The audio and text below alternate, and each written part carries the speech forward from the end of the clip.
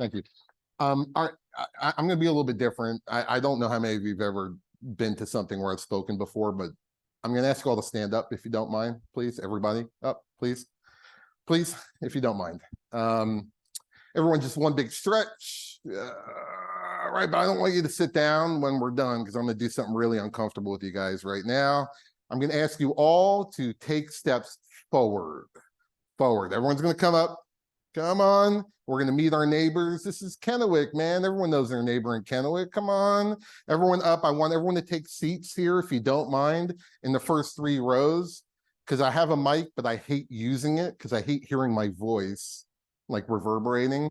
If you guys wouldn't mind coming closer, I promise I might not call on you.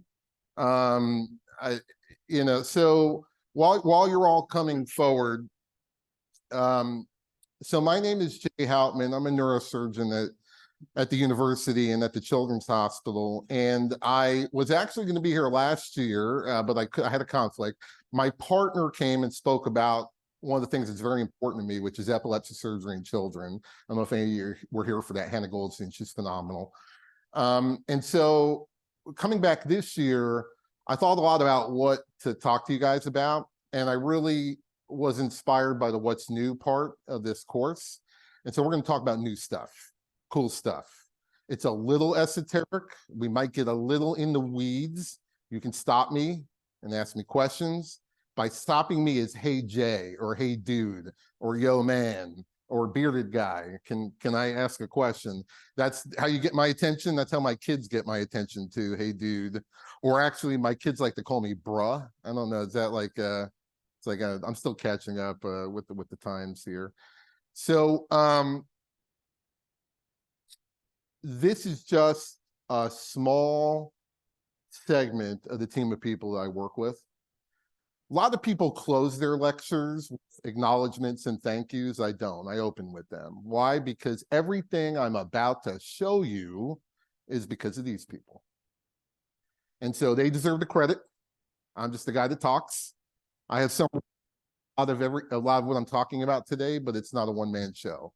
And even though sometimes we forget that in collaborative science, I don't forget that. And I also don't forget that everything I do depends on everybody in this room. Every kid I've ever taken, I don't know, how many have me or one of my partners taken care of your children? How many of you have referred to neurosurgery before? That's about right. I'd expect maybe about a quarter of the room based on epidemiology alone. We all work together and we work with you, okay? And so everything I'm about to tell you actually starts with you guys in the audience. These are some of their names. Happy to go over all of them in detail if you have questions about anybody or what they do. I like to start with, why do we do what we do? I bet it's no different than why you do what you do. We love kids. We want to help them. We want to fix them. We want to eradicate disease. We want to eradicate long-term morbidity and mortality from childhood or congenital conditions. We have a very unique mission. These kids haven't lived their lives yet. They have their whole lives in front of them. And some of them I take care of have devastating long-term neurological disease. And it's not just the immediate. It's not just saving their life today. It's giving them a future. The future that I want for my own kids. To have meaningful relationships, to have a job, to go to school. And so everything that we do in neurosurgery is really through that lens. And so if I think about sort of the 4 quadrants of what a children's mission is, it's being awesome at what we do clinically, and that's exactly the same as everybody else in this audience. I'm sure you think about that every day. We research disease. That's a unique thing that we can do in Seattle for no other reason than we have the resources to do it. We have the funds to do it. A lot of talented people that I work with have incredible intellectual resource in addition to the resources given to us by the great state of Washington and by the United States government through the National Institutes of Health. We do compassionate care, and I think that's something that resonates probably with everybody here. Who is here because they don't love taking care of kids? Who is here because they don't love taking care of parents? And we want to innovate. We want to do things differently. If a year is going by that we are not doing things differently than the year before, we're failing. We need to learn. As a surgeon, personally, I do a lot of surgery. I better be learning from my shortcomings. If I am not doing things differently year 2 than I was year 1, that is my fault. I'm not paying enough attention. Things are getting routine. And I need to learn from every complication and every shortcoming.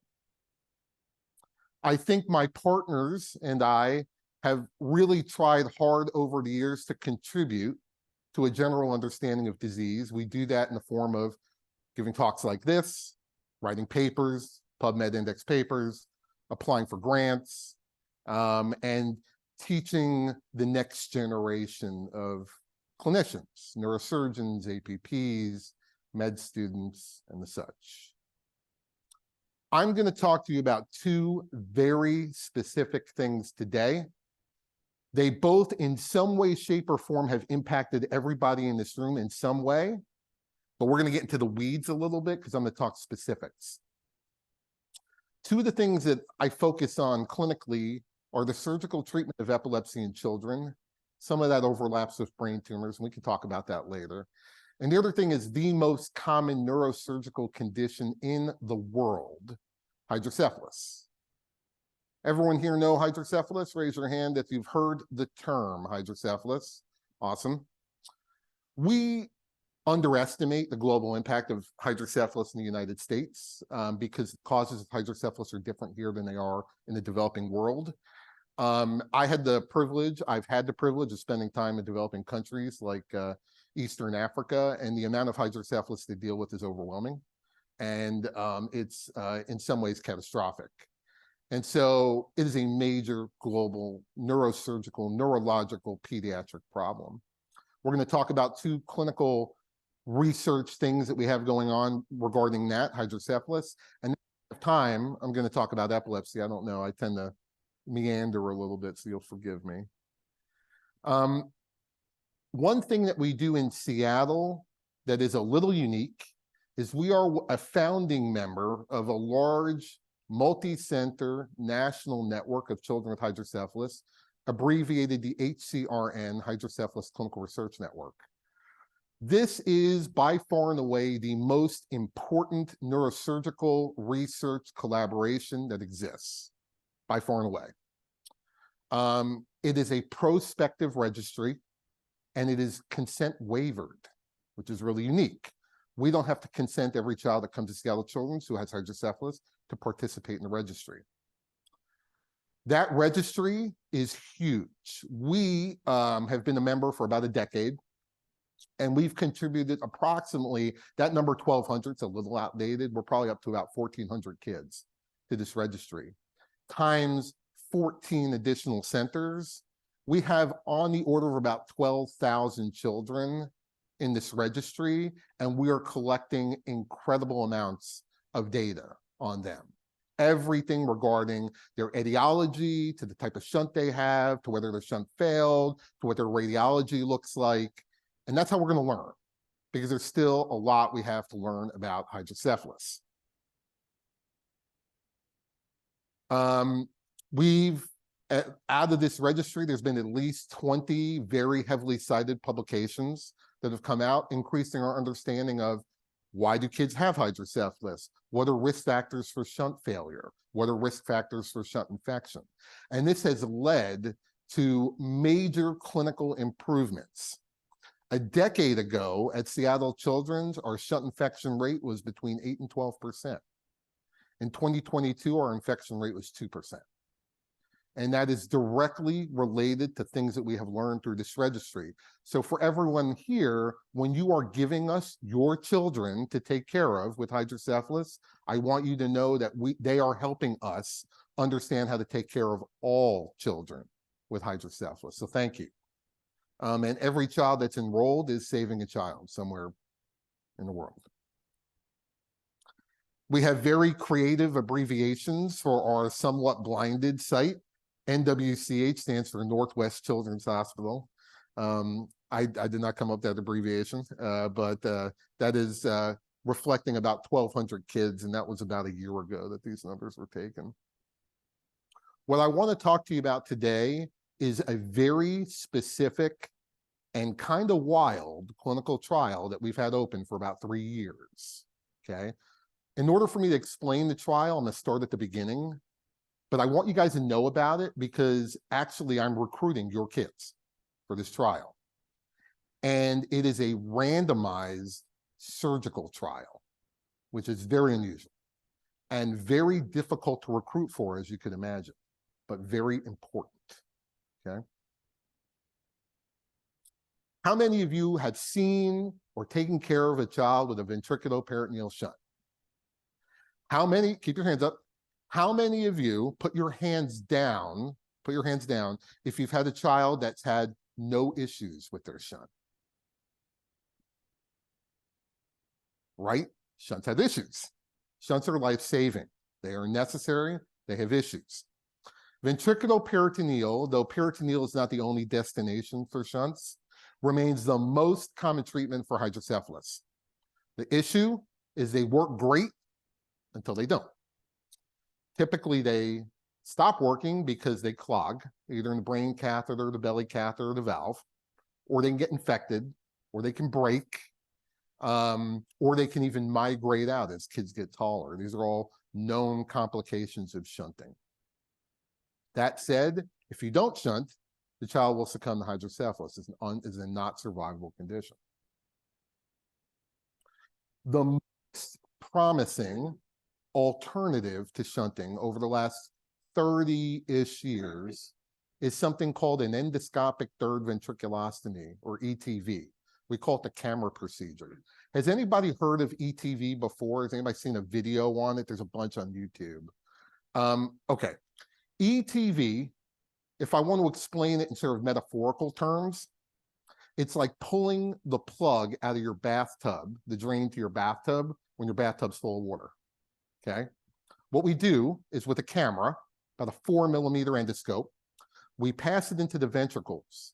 We go into the third ventricle, which is in the center of the brain. And at the bottom of the third ventricle is a very, very thin, almost translucent, minimally filled with neurologic tissue structure called the tuber cinereum. We poke a hole through it, okay?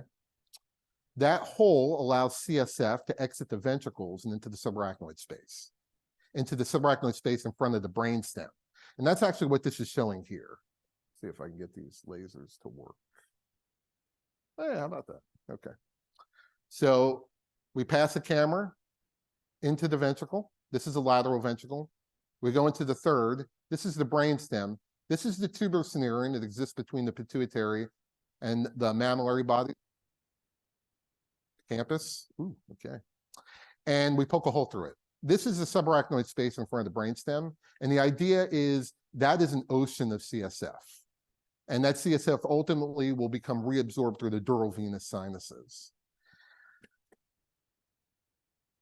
ETV is by far and away the most promising alternative to shunts. The problem with ETV is that it doesn't work well in infants. Why doesn't it work well in infants? Well, we don't really know, but it has something to do with the fact that infants are magic. What do I mean that they're magic? They heal incredibly well. They heal too well. I mean, I love taking care of babies because they're absolute Marines. You know, you can do a major operation with baby, and 2 days later, they're like, hey, you know. But babies are so incredibly good at healing that you can poke a hole in ETV and they'll literally hold my beer, watch this. 2 weeks later, it's completely closed over, okay? That's the problem with ETV in babies. And it turns out that we've done huge studies on this. The older a child is, the less likely they are to heal their ETV. So in a 10-year-old with hydrocephalus from like an obstructing brain tumor, they're phenomenal candidates for ETV. They have a 79% chance of working. But under the age of 1 or 2, it gets a little bit trickier. Why hydrocephalus? Well, there's a lot of different causes for hydrocephalus. The one that you've probably all seen at some point in your career is myelomeningocele, which is open spina bifida. That's the most severe form on the spina bifida spectrum. About 80% of those children have hydrocephalus requiring a shunt. The other one you, I am certain, had seen, or at least had taken care of kids who've had, is post-hemorrhagic hydrocephalus. Hydrocephalus from premature hemorrhage with prematurity. That's a very challenging one. We can talk about that. And then there are a variety of other ones that I see routinely that you may or may not see in your practice. Something called aqueductal brain tumors, infection. Infection actually is the most common cause of hydrocephalus in the world, except in the United States. In Africa, over 50% of kids with hydrocephalus are post-infectious. In America, it's much less. It's much, much less. But here's the quandary. The most kids who are diagnosed with hydrocephalus on a year-to-year basis are under the age of 2. What would I just say about ETV? Don't work that great in kids under the age of 2. This is an issue. So we've been sticking to shunting. But as you guys know, shunting is lifelong. You can never take it out. They live with the risk of infection and obstruction forever. And I heard somebody ask Jake Dahl, who, by the way, Jake is phenomenally. I work with him in a variety of cases. Ask him about transitional care. Transitional care is a major national issue in kids with hydrocephalus because the adult neurosurgeons are phenomenal, but they're taking care of a lot of other things that are not hydrocephalus. And so these kids, as they transition to adulthood, we're still trying to figure out how to manage them because they are still at risk of obstructing their shunt. Like we talked about, VP shunts work until they don't. Complications can occur at any time and is a major healthcare expense. Almost $2 billion with a B healthcare dollars are spent every year on children with hydrocephalus related to admissions, revisions, infection. Aside from all the medical issues with shunts, there are quality of life issues. And we know that kids have poor quality of life if they've had a shunt infection, if they've had 2 or 3 or 10 or 20 or 100 shunt revisions. And I have kids in my practice who've had over 100 shunt revisions. And if they have to stay in the hospital for a long time related to their shunt. So ETV. This is what an ETV looks like through the endoscope. That's those right-hand pictures. What you're looking at there in the upper left-hand side, the camera is in the ventricle now. That's what the ventricle looks like from the outside. That yellow frothy stuff is choroid plexus. You follow the choroid plexus through that little hole that's in the center. That's the foramen of Monroe. And then the upper right-hand side, where it says the number 3, that is the tuber cinereum right there. That's where we poke the hole. These are the mammillary bodies. This is called the infundibular recess. That's where the pituitary stalk comes from. And we poke a hole right there. And the way we do it is with this little balloon. And that's what it looks like at the end. That right there, that's a bad boy called the basilar artery. That's a major blood vessel that you see at the end of the case. That's the ETV. Why do we like ETV? Because it's not a shunt. It does not require a lifelong presence of an implanted foreign body. That's why we like it.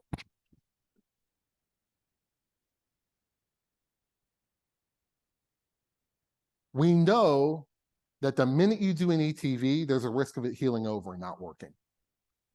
Most ETV failures occur within the 3 to 6 month range. Late failures can happen, but most of the time you can pick them up by about 6 months. We think the complication rates are much lower compared to shunt. We think it's actually fairly routine now. We probably do about 40 or 50 ETVs a year in Seattle. The problem, like I said, is that in infants, heal it right back over. There has been suggestion, now many years ago, that you could possibly enhance the ETV by coagulating the choroid plexus. And in a way that makes sense, right? Because the choroid plexus creates CSF. So the idea is, well, maybe if we reduce the amount of CSF being produced, in addition to poking that hole, the longevity of that ETV there will be greater longevity of the ETV. We know that in monkeys, for instance, if you coagulate the choroid plexus, you can reduce CSF production by about half. We know that if you do remove the choroid plexus, the ventricles, they don't enlarge. And we know that the pressure in the CSF spaces gets reduced when you eliminate the choroid plexus. Those are things we know from the animals. We're not that smart. This was thought about in the 70s. A lot of great things were thought about and then rethought about, then rethought about, then rethought about. And if you look at in the annals of medical history, there are very few original ideas. Every time I think I have an original idea, I see somebody thought of it in the 50s. They just had technology that's a little bit different than we have today. So in the 70s, a neurosurgeon named Scarf actually did this. He did choroid plexus cauterization as a treatment for hydrocephalus. He did it in 40 cases. And he found that about 70% ended up doing pretty okay. Fast forward a bunch of years, and there was a guy named Popel in Bristol who did this now on 120 patients, which you can do in the NHS because it's really easy to funnel patients to neurosurgical centers there. And he found that his success rate wasn't quite as high. It was about 30%.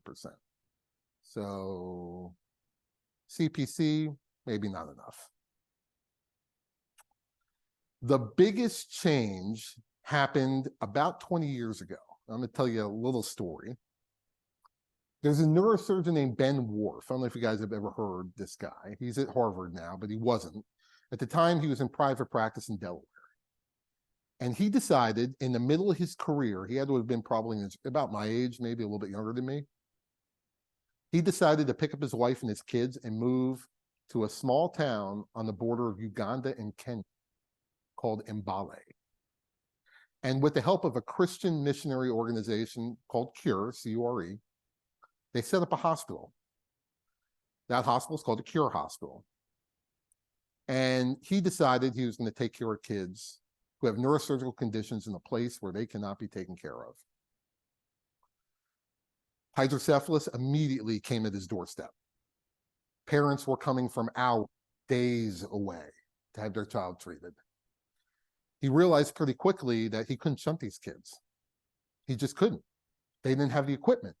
They couldn't afford the implants. And even if they could, the minute that child failed the shunt, obstructed the shunt, they don't have a new one. They can't give the child a new one. That parent might not even be able to get there to get the shunt revision. So then he thought to himself, you know what? We need to do this ETV thing. We need to get this to work in babies. And like many great ideas that other people have thought of before, he's like, I'm going to do this ETV and I'm going to add that choroid plexus cauterization. We're going to do both of them. And we're going to see if we can save these babies. He spent about a decade there and he treated hundreds of babies. Okay. He published his results and we paid attention. He published that when he did the ETV without the choroid plexus cauterization, it only worked about 40% of the time. But if he added the choroid plexus cauterization, that rate went up to about 60 to 70%. And he found that when the babies were older, depending on why they had hydrocephalus and how much of the choroid plexus he was able to ablate, it seemed to work better. As you could imagine, I'm going to skip this, but as you could imagine, in neurosurgery, shunts are both our greatest friend and our worst enemy. We love them because they work. We hate them because they fail. And we do about 200 shunt-related operations a year in Seattle. Okay. There are thousands of shunt operations occurring across the country. In fact, one is occurring every 15 minutes here in the USA. Every 15 minutes, somebody's getting a shunt revised. So when he presented that data, we were all paying attention. We thought that was pretty impressive. 60%, 70% shunt free, that's pretty impressive. He did a bunch of follow-up studies because we had a lot of questions. One was, okay, well, you solved their hydrocephalus, but how about their cognitive outcomes? Are you affecting their cognitive outcomes? Is it worse for them to get an ETV CPC? So he studied it. And he found that those that got the ETV CPC, they did just as well as kids who had shunts. And both of them did pretty similarly to kids that actually didn't require any treatment at all for hydrocephalus. We thought that was pretty compelling. Since that time, they've continued to treat kids in Uganda with this procedure. I've been to Uganda. I've done the surgery there. They're doing, when I was there, we were doing 20 kids a week. We're getting ETV CPC, which is actually pretty remarkable. We were doing 4 surgeries a day, 5 days a week. And for any of you who work in the operating room or ever spent time in the operating room, just getting 4 surgeries done a day is, and they don't stay late. You come in at 9 and you leave at 5, is magic. I mean, it's just like absolute, like mind-blowing magic. I will say that the Ugandan neurosurgeons are incredibly adept at this surgery. They make me look like a dilettante. They are just incredibly adept, but as you would be if you're doing 20 of these a week, every week. And they've treated now probably between 4,000 and 5,000 kids in Zimbabwe with this procedure. So we asked them to do a randomized controlled trial there, and they did. What they did was they randomized kids to either the camera procedure, I'll call the ETV-CPC the camera procedure, just for the sake of not saying ETV-CPC every 5 minutes, the camera procedure versus a shunt. They found that the cognitive outcomes were no different. They found that the success rates were about 65%.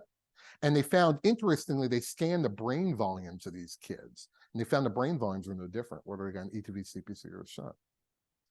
So we're in the US now, and we're looking at all this data, and we're like, man, the Ugandans are crushing it. They are crushing it. They are solving hydrocephalus. This is going to be the breakthrough of the century. Then we started doing it here and in a couple other places in the world, and we weren't getting quite the same results.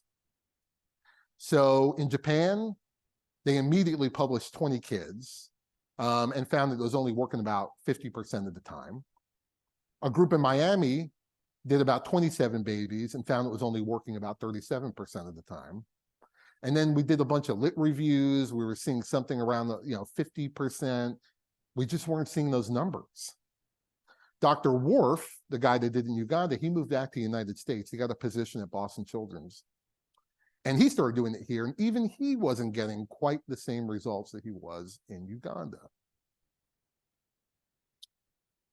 We at the registry, so now I'm stepping back, and now we got this registry. We got thousands of kids across North America being treated by literally tens of pediatric neurosurgeons. We went ahead and we looked, we started doing it here. The enthusiasm was huge because everyone's like, the Ugandans are crushing it. We could do this, let's do it. We found here in North America, we were only getting about a 40% success rate.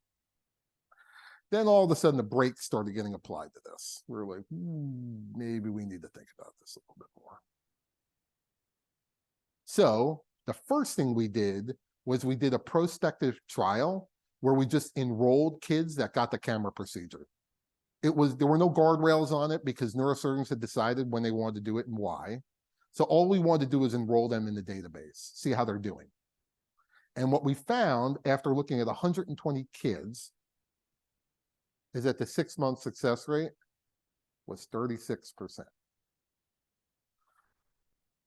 So you can imagine all the neurosurgeons are sitting in their office kind of like, I don't get it. It worked so well in Uganda. Why isn't it working so well here? This could be a game changer. We could have less kids with shunts. We looked at all kinds of factors. We looked at how old they were. We looked at why they had hydrocephalus. It turns out that those probably all played a role. We thought maybe it was technically an issue. Maybe it's just the Ugandans are doing it better than we are. We just can't master what they are doing surgically. And as much as surgical hubris doesn't allow us to think that way, we did. We were like, they must be doing something different. So what we decided as a group, this brings us to today. What we decided as a group is we wanted to study this rigorously. Why? Because this surgery got a lot of publicity when it was being published. And we have parents that come to our clinic every week with kids with hydrocephalus who don't want to shunt.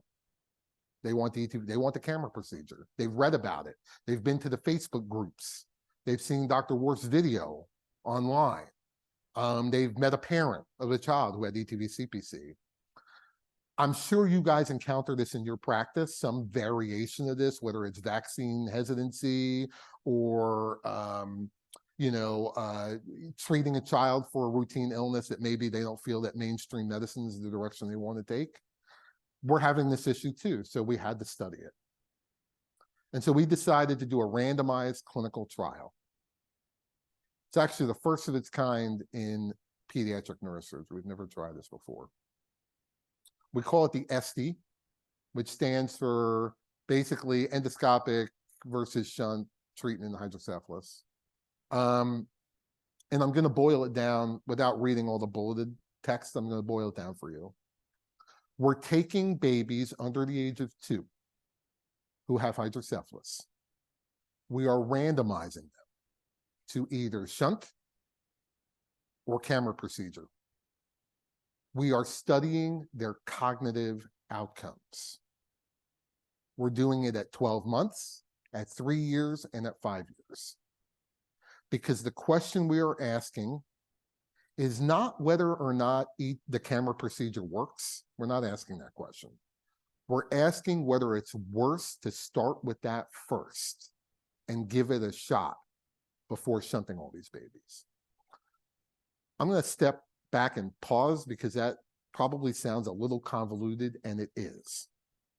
We look at all the data out there. We don't think the camera procedure works awesome. We think it probably works 30 to 40% of the time.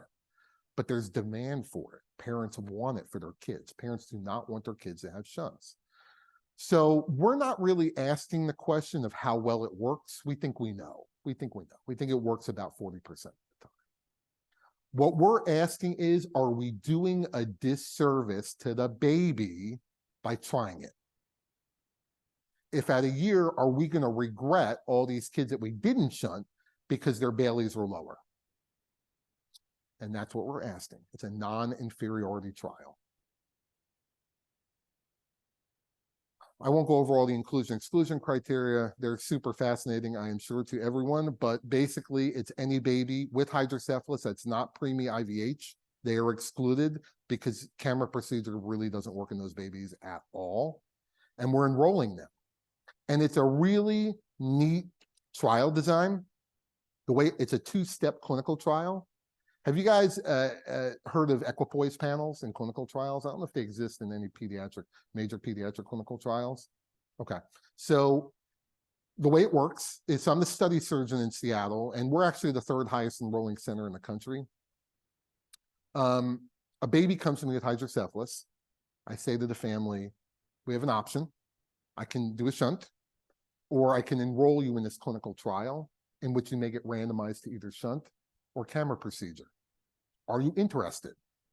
And a lot of families are like, randomization, I don't know, what are the risks, what are the benefits? And I go over all that with them. And I say, this is what we're going to do. I'm going to take anonymized data of your baby, and I'm going to send it to a panel of 18 other pediatric neurosurgeons in the country. It's randomized, it's anonymized. And we're going to vote. Do we think your baby's a good candidate, yes or no? Then I'm going to show you that, tell you how many people voted yay or nay, and then you can decide whether or not you want your child to be randomized. That's called the equipoise panel, and it's actually worked pretty well because parents are essentially getting instantaneously for free an 18 pediatric neurosurgeon consultation from around the country. People just like me who spend a lot of time thinking about this. The challenge that we have, of course, is that it's a randomized clinical trial. How many of you who have kids would feel comfortable not knowing what surgery your child's going to get before they go to the operating room? It's hard. We've had amazing, amazing families who have enrolled their children. In fact, I was supposed to be here yesterday morning, but I wasn't because I just did a study surgery on a baby who was a baby of a physician, actually here in Eastern Washington. And they were incredible about it. And you know, the way I present it is, you know, we're trying to do right for your baby, but we're also trying to learn for every baby. And we've had a lot of great support with that. I'm at 11:54, so I'm going to pause for a second because I'm going to switch gears after this and talk about something completely different. Do you guys have any questions about hydrocephalus, clinical trials, the camera procedure, you know, my kids' names? I don't know. Yeah. What? Oh, yes. How quickly do they find out the consensus of the 18? Within 24 hours. It's a commitment that it's a great question. It's a commitment that all the neurosurgeons involved have committed to. And it has to be because we can't really wait to treat hydrocephalus. Once hydrocephalus is diagnosed in a baby, you generally have to treat it relatively quickly Babies are a little bit different than older children. A lot of babies compensate with their hydrocephalus because their growth plates are not fused. So they get macrocephaly and they have a fontanelle. So you have time, not like you would in like a 7-year-old. If the 7-year-old came with acute hydrocephalus, they have to be treated immediately. Yes.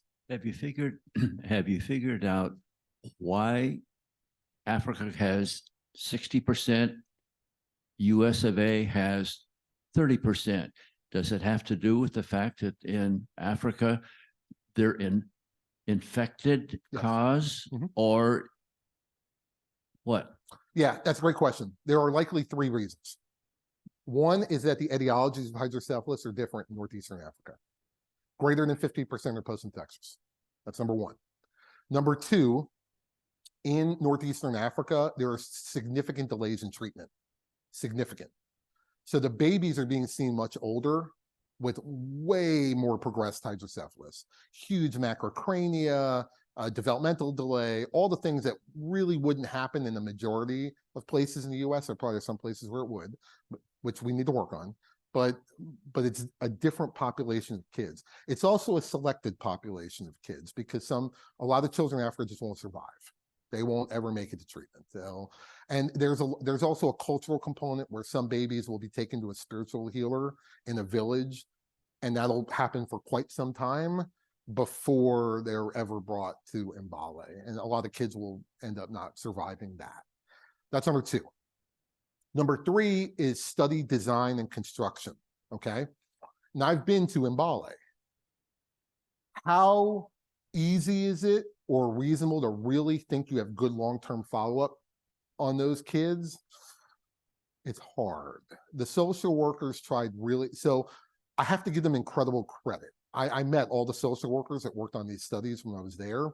They were driving in their own cars for hours upon hours, and they were calling villages to find out how the kids were doing.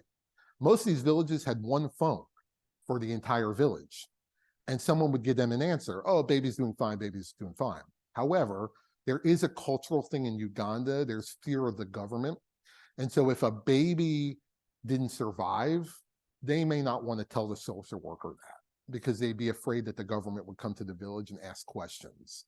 And Uganda has a very unusual government composition. The president has revised the constitution so that he can be a president in perpetuity. And there's consequences to like political opposition and things there. So there is some component of, was it really 67%? Hard to know, hard to know. So I think it's all 3 of those things, which is why we felt we had to do the study. And there are the questions about hydrocephalus. Yes.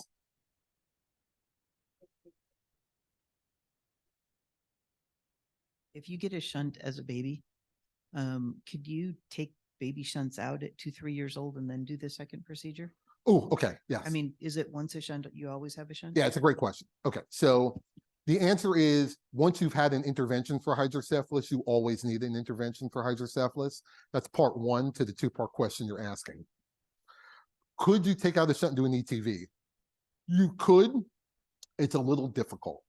One thing is that having had a shunt before is actually a negative prognostic indicator for ETV success. There are 3 things that dictate ETV success: why you have hydrocephalus, how old you are, and whether you've had a shunt before.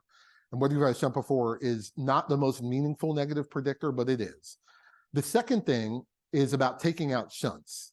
And we get this question not infrequently. The issue is this. Let's say you have a child who absorbs 99% of their CSF production a day, or 99.9%.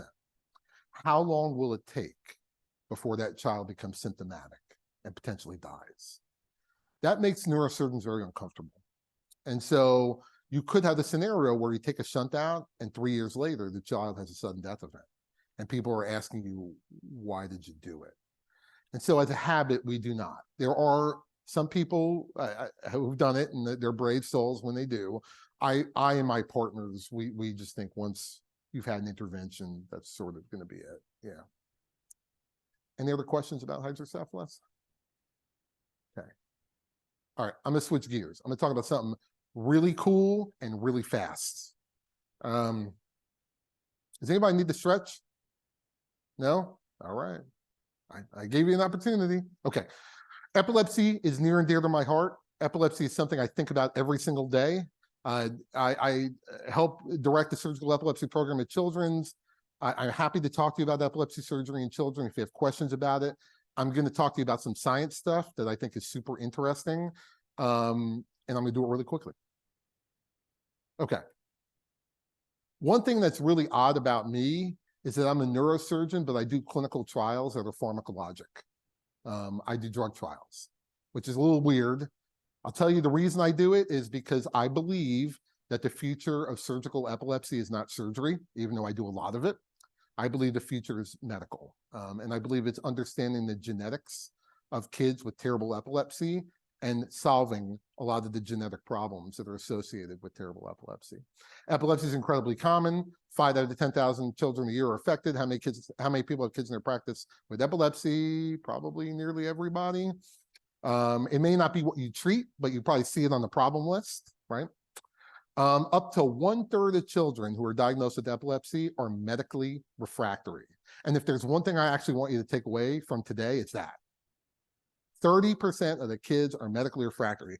And actually, I'm going to deviate from the science part. I'm going to be evangelical for a minute. As an epilepsy surgeon, I take care of that 30%. These 30% are kids who are not getting relief from their seizures with medication. 1 out of 3. If we do not get rid of their seizures, they are at high risk for death and disability. Period. No seizures, no seizures. A lot of parents want to believe that less seizures is good, and it is, but no seizures is best, okay? I could go through all the data with you about that. I would just say that is absolutely the case. And if children continue to have any seizures at all on medical therapy, they have a risk of approximately 1% per year cumulative of death. There are very few childhood diseases that carry a 20% risk of mortality over 20 years. Very few, okay? And it's a serious problem that unfortunately has acquired this reputation of being a medical problem, like a chronic problem, like a diabetes or hypertension. And it is in a lot of ways, but in and of itself is lethal. So 30% are refractory. These are the kids that are sent to me for surgical evaluation, okay? And there are a variety of things that I do. Sometimes I disconnect areas of the brain. I take out a brain tumor. Sometimes I do small disconnections. Sometimes I do big ones. The most dramatic surgery that I do is called a hemispherectomy. And it's where I disconnect half the brain for children with catastrophic epilepsy that affects the whole hemisphere. It is life-changing in a good way. It's 90% effective. I have kids with hemispherectomies going to college. They would have died in childhood had they not had 100%. One of the major limitations to what we can do as epilepsy surgeons is figure out where the seizures are coming from, where in the brain the seizures are coming from. Sometimes it's straightforward. You do an MRI and you see a brain tumor. And you're like, that's where it's coming from. A lot of times you do the MRI and it's negative. We call this lesional or non-lesional epilepsy. It's exactly what it sounds like. See a lesion, it's lesional. If you don't see a lesion, it's non-lesional. It turns out that our success rates are heavily dependent on that. If a child has lesional epilepsy, there's an 80% chance we can cure their seizures with surgery. If they're non-lesional, it drops to about 40 to 55%. Okay. So the question becomes, well, what's a lesion? Well, a lesion could be something really obvious, like you guys send a kid for an MRI, you get a report back that says, lesion in the left temporal lobe looks like low-grade glioma, refer to neurosurgery. That's easy, okay? But you have that same child with the same epilepsy, it comes back, MRI report says, unremarkable brain MRI. Part of this is just our limits of detecting what a lesion is. The MRI has a finite resolution. So right now we're at 3 Tesla, soon we'll be at 7 Tesla. Maybe we'll be higher than that, though probably not. How do we identify what a lesion is? The most common thing we see in epilepsy surgery is something called cortical dysplasia. Have any of you guys ever heard of cortical dysplasia before? Cortical dysplasia is not a tumor. It is a developmental malformation in which neurons get turned around. as they migrate from the ventricle to the cortex embryologically. And like the best metaphor I can give you is like Manifest Destiny. Grandma, grandpa packed the wagon. They're headed out west. This is the 1800s. They're going to set up shop in Montana. They don't know where Montana is. They take a wrong turn. They end up in Banff, right? They weren't supposed to be in Banff. They were supposed to be in Montana. They brought the wrong crops. They brought the wrong animals. They're in trouble. That is what cortical dysplasia is. They should have been in the frontal lobe. They should have been pointed that way, but instead they're in the parietal lobe and they're pointed in 10 different directions, the neurons, that is. That is the most common thing I see in epilepsy surgery. We see it on an MRI sometimes, but not all the time. And it's very surgically addressable, very surgically addressable.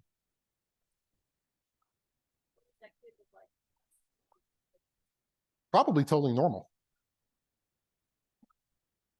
I asked the dude, what does the patient look like to us? Is he mentally challenged or The just having a lot vast of majority, seizures? yeah, the vast majority of children will be completely neurotypical, but have epilepsy. Those kids with cortical dysplasia. There's tons of kids I see who are on a variety of syndromic spectra, tuberous sclerosis, hemimegalencephaly, Sturge-Weber. There's all these other rare conditions that have a defined phenotype that will look like a phenotype to you. Most kids with cortical dysplasia, it's sporadic. There's no history in the family. There's no other heritable phenotype. They're not going to have some sort of dermatologic phenotype. They're not going to have pigmentation. It's just going to be something we see on an MRI. I'm at 5 minutes, so I'm just going to say this. We are doing a drug trial. I actually just closed it. Now I'm on open label. A drug trial in children who have cortical dysplasia and who have failed epilepsy surgery. These are the toughest of the toughest cases. They failed medicine, they failed surgery. What happens to them? You guys are taking care of them because they're at the limits of what we can offer them. They've seen the surgeon, they've seen the neurologist, they've probably seen the neurologist once a year making little tweaks in their anti-seizure medicine. You're probably seeing them for routine health stuff or even for morbidity related to their neurological phenotype or their epilepsy. Anyway, we're actively working on trying to understand the genetics of these children, and we have drugs at our disposal now that we didn't have a decade ago that are targeting the molecular changes in these kids at the DNA level. Okay, this is very exciting. This is a very exciting time. So what I want to pitch to you is that the most important thing, I'm going to skip all this. The most important thing I can ask of you guys at the end of today for epilepsy, you as primary providers are actually the most important people to identify children with intractable epilepsy. Now, why do I say that? You're like, oh, I'm not a neurologist. There aren't enough neurologists in the state of Washington. There aren't. In Eastern Washington alone, there's like 4 pediatric neurologists in the entirety of Eastern Washington. But there's like 5 out of 100,000 kids who have epilepsy. The need is not being met. You are seeing these kids probably every week in your clinics for things unrelated to their epilepsy. They are probably intractable and not being diagnosed. So this is what I would suggest, okay? Any child who is on two anti-seizure medicines and is still having seizures is intractable by definition. 2. And even if you're not seeing them for that, but you kind of know this Keppra and topiramate in their meds, you just ask them, are you still having any seizures? And they say yes. Please consider sending them to us for an evaluation. Yes.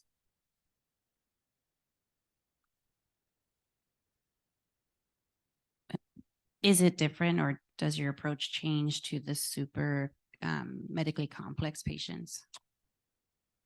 Every child has an option that is surgical for their epilepsy. Now, if they are medically complex and their epilepsy is not focal, meaning it's not coming from one brain region that I can disconnect to render them seizure-free, there are at least 3 surgical options I can offer that will significantly reduce their seizure burden.